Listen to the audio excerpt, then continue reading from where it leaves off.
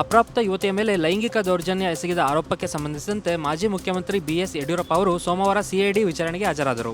ಅಪ್ರಾಪ್ತ ಯುವತಿಯ ಮೇಲೆ ಲೈಂಗಿಕ ದೌರ್ಜನ್ಯ ಎಸಗಿದ ಆರೋಪಕ್ಕೆ ಸಂಬಂಧಿಸಿದಂತೆ ಯಡಿಯೂರಪ್ಪ ಮೇಲೆ ಬೆಂಗಳೂರಿನ ಸದಾಶಿವನಗರ ಪೊಲೀಸ್ ಠಾಣೆಯಲ್ಲಿ ಮಾರ್ಚ್ 14ರಂದು ಫೋಕ್ಸೋ ಪ್ರಕರಣ ದಾಖಲಾಗಿತ್ತು.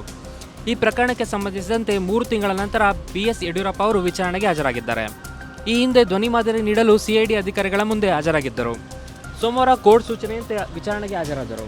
ಫೆಬ್ರವರಿ 2ರಂದು ಸಂತ್ರಸ್ತೆ ಹಾಗೂ ಅವರ ತಾಯಿ ಸಹಾಯ ಮಾಡುವಂತೆ ಕೋರಿ ಯಡಿಯೂರಪ್ಪ ಅವರನ್ನು ಭೇಟಿ ಮಾಡಿದ್ದರು. ಆ ಸಂದರ್ಭದಲ್ಲಿ ಯಡಿಯೂರಪ್ಪ ಅವರು ಸಂತ್ರಸ್ತೆಯ ಮೇಲೆ ಲೈಂಗಿಕ ದೌರ್ಜನ್ಯ ಎಸಗಿದ್ದಾರೆ ಎನ್ನುವ ಆರೋಪ ಕೇಳಿಬಂದಿತ್ತು. ಇನ್ನು ಮಾರ್ಚ್ 14ರಂದೇ ಈ ಪ್ರಕರಣವನ್ನು ರಾಜ್ಯ ಸರ್ಕಾರ ಸಿಐಡಿಗೆ ಹಸ್ತಾಂತರಿಸಿತ್ತು.